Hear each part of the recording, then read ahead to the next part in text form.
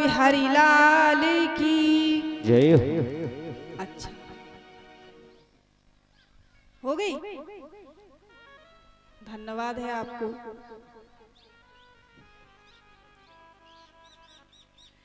आइए, जब भगवान भोलेनाथ जी ने विष पी लिया, आप थोड़ा जल्दी करते हैं क्योंकि समय हो गया है और कथा बहुत है।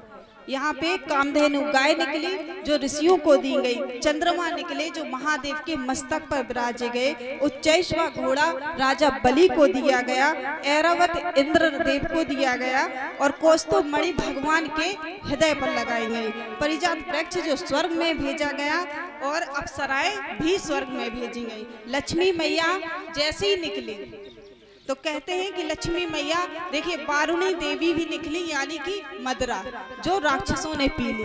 अब पहले लक्ष्मी मैया निकली तो सभी दैत्य छोड़कर भागने लगे, बरमाला हाथ में लिए थी।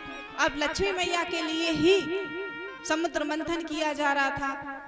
राक्षस सारे दौड़ने लगे तो नारायण भगवान बोले सब लाइन में खड़े हो जाओ, ये देवी जी जिसको जयमाला पहना देंगी उसी के साथ इनका विवाह होगा। सभी लाइन में खड़े हो गए। दुर्वासा ऋषि जी खड़े थे तो मैया ने मन में विचार किया, है तो ऋषि तपस्वी हैं लेकिन क्रोधी बहुत हैं, इसलिए आगे बढ़े। राक्षसों ने खूब अपनी बाल वाल संभाले, सब कुछ किया, जैसी मैया आती रही, लेकिन मैया आगे बढ़ती गई। एक जगह से भोलेनाथ जी बैठे थे, बोले ये बहुत भोले हैं, बहुत अच्छे हैं, लेकिन इनका जो भेष है वो अमंगल है, इसलिए इनसे भी हम विवाह नहीं करेंगे। आगे बढ़े, नारायण भगवान बैठे थे, उनको जयमाल डाली और उनको ही पानी ग्रहण करके उनके साथ चल हो गई। अब राक्षस बोले कि अच्छी अच्छी चीजें तुम लोग ले लेते हो और बुरी बुरी हम लोगों को दे देते हो। फिर से मंथन हुआ, यहाँ पे धन्वंतरी जी महाराज निकले जो आयुर्वेदाचार्य हुए, जिन्होंने औषधियां भी बनाई, वही धन्वंतरी जी निकले।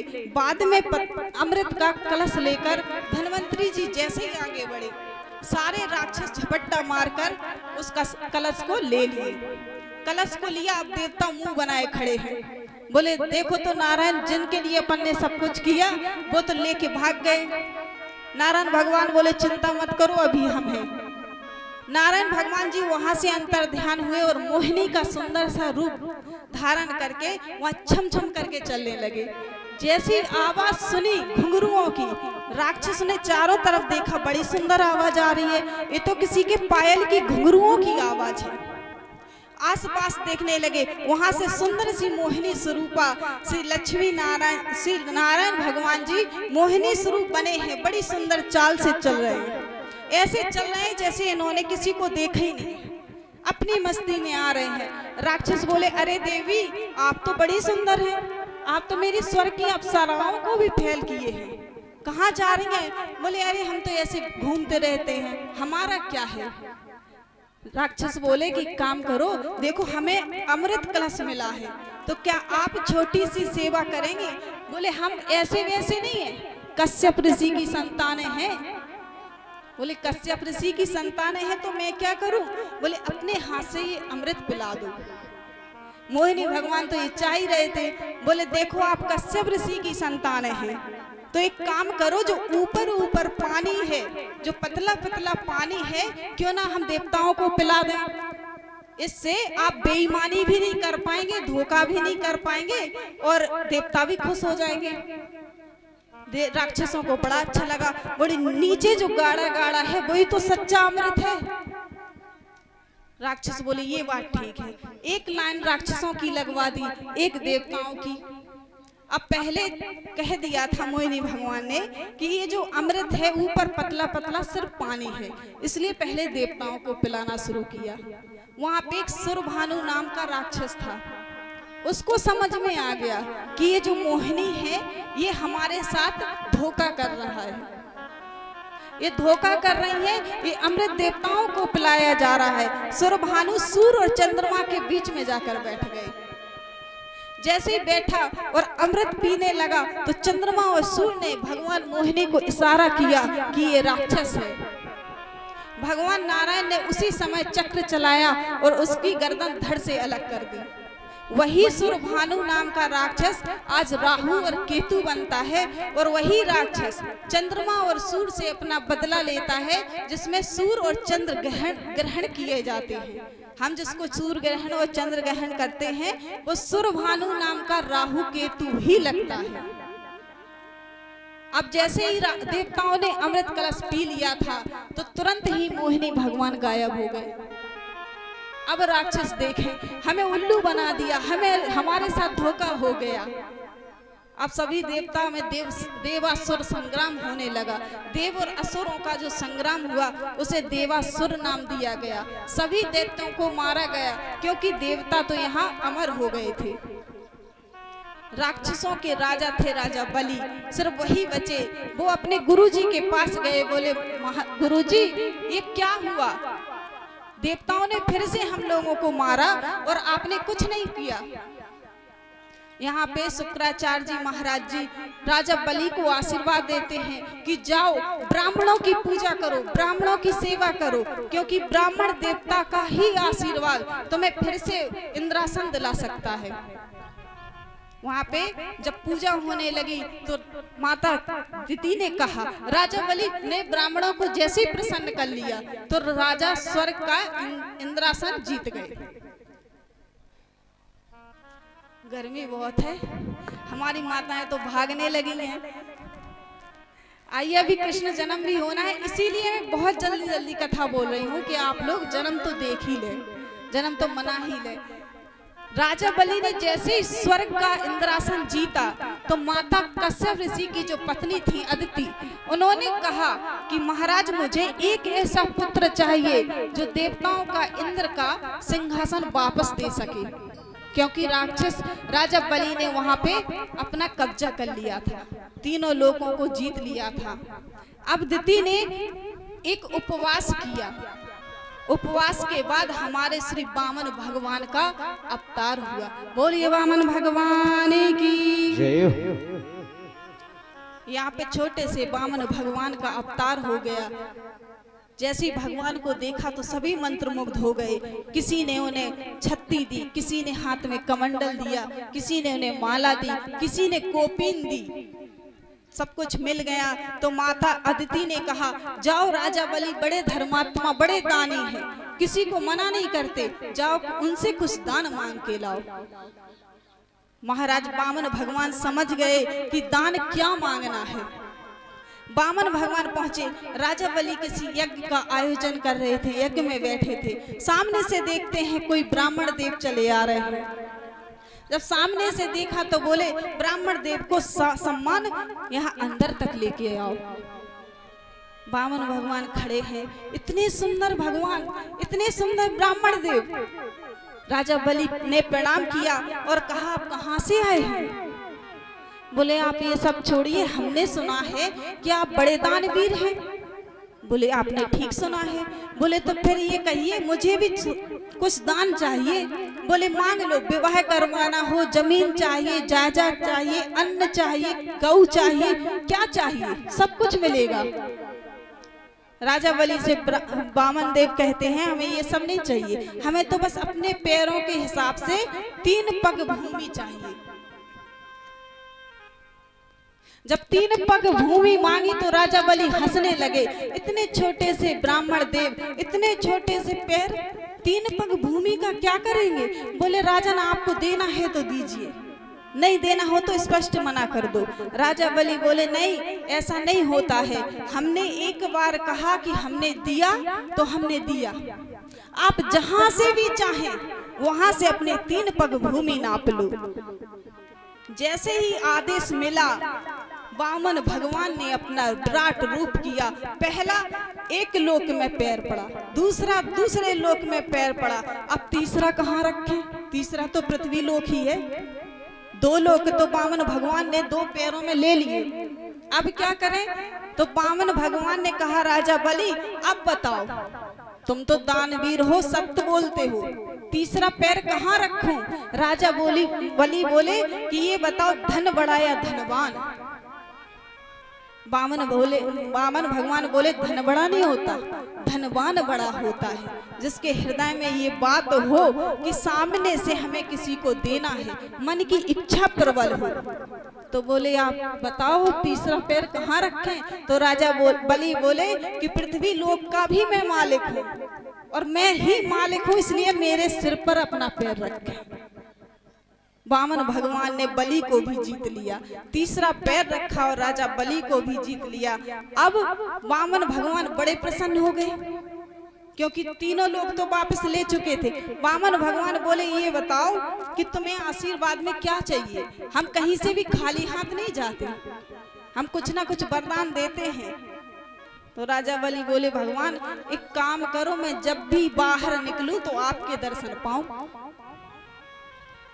अब जैसे ही भगवान नारायण ने सुना तो हंसने लगे, बोले अच्छा मतलब मैं आपकी नौकरी पे लग जाऊं, द्वारपाल बन जाऊं?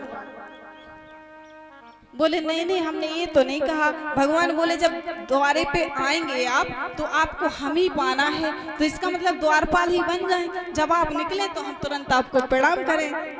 लेकिन राजा बलि ने मांगा तो भगवान नारायण वहीं रुक गए। अब लक्ष्मी मैया इंतजार करें कि नारायण जी अभी तक वापस नहीं आए।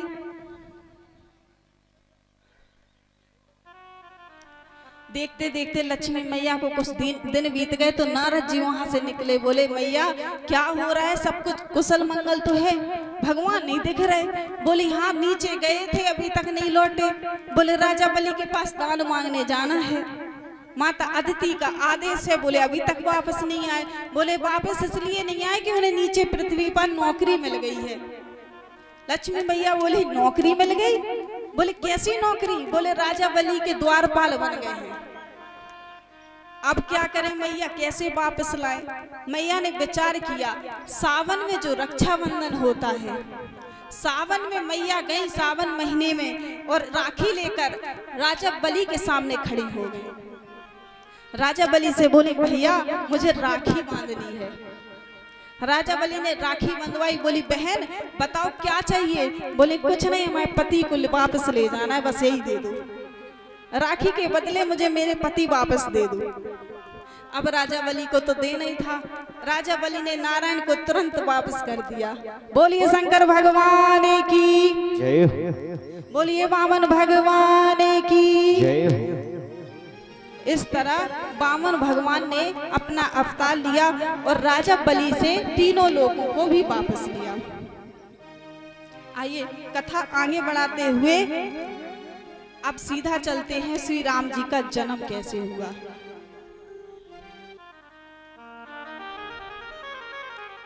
देखिए पहले नारायण से ब्रह्मा, ब्रह्मा से मरीचि और मरीचि से कश्यप, कश्यप से सूर्य भगवान, क्योंकि रामचंद्र जी सूर्य भगवान के कुल में जन्मे थे, सूर्यवंशी थे भगवान राम। तो सूर्य भगवान से सरयाती और इन्हीं सरयाती की हुई सुकन्या, जिन्होंने चवन ऋषि की आंखें फोड़ दी थी।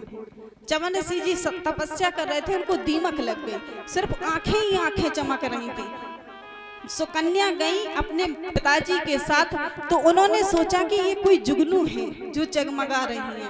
उन्होंने 2 सीख उठाई और दोनों आंखों में डाल दी। चवन ऋषि की आंखों से जब आंसू निकलने लगे तो माता ने वो दीमक हटाया। सुकन्या ने देखा कि ये तो कोई ऋषि तपस्या कर रहे थे और मुझसे बड़ा अपराध हो गया।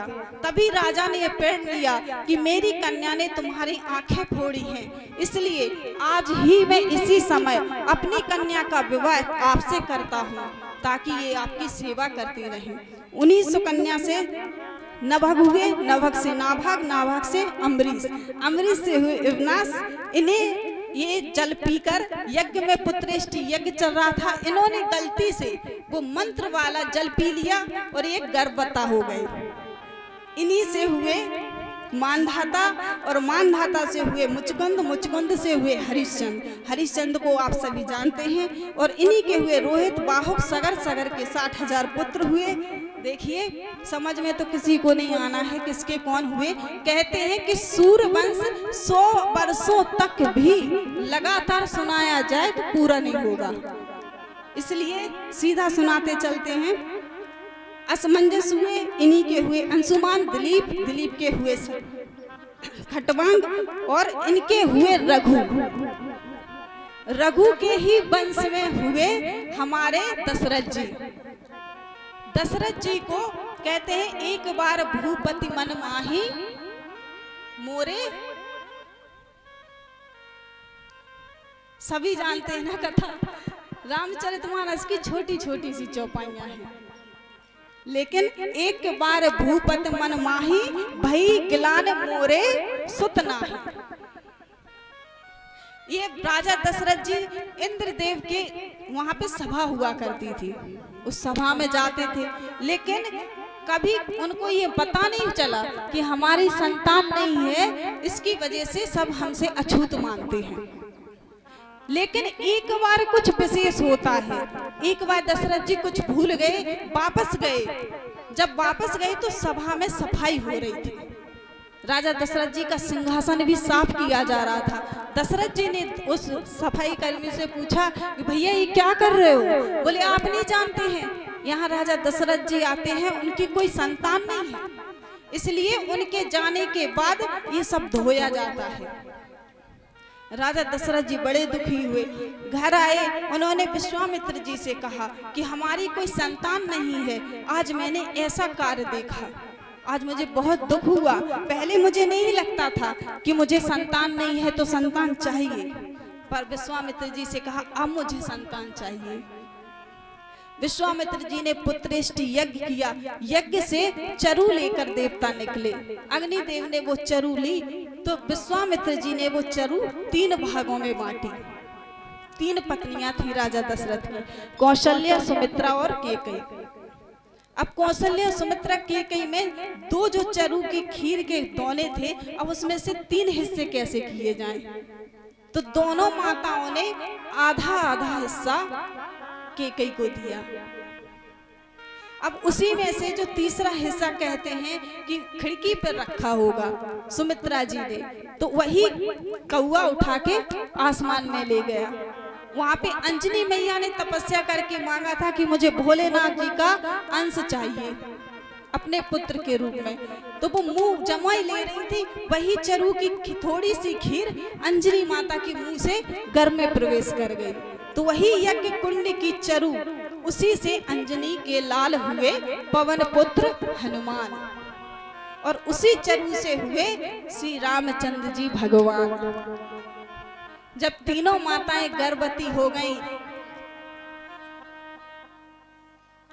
आइए, जब तीनों माताएं गर्भवती हो गईं, राजा दशरथ जी विचार करते हैं कि आज मेरे घर में तीनों जो हमारी देवियां हैं वो किसी को जन्म देने वाली है। उस सब की तैयारी हो रही है राम जी के जन्म के पहले, क्योंकि किसी भी ऋषि का, किसी भी देवता का आशीर्वाद व्यर्थ नहीं जाता है। तो राजा दशरथ जी सभा में बैठे ही थे कि एक दासी ने रोदन सुना कौशल्या मैया के पास। लेकिन देखिए, कौशल्या मैया जब रामचंद्र जी जन्म लेने वाले थे तो उससे पहले नारायण भगवान ने चतुर्भुजी बनकर उन्हें दर्शन दिए। मैया कौशल्या जी कहने लगी, बोली हमें आप इस रूप में नहीं चाहिए, मुझे तो वही रूप चाहिए जिसमें आप बालक हो, क्योंकि इस रूप में अगर आप आए तो मेरा भाव आपके लिए माता का नहीं रहेगा, आप मेरे पिता रूप में हो जाएंगे, और मैं तो आपको अपना लाल बनाना चाहती हूँ।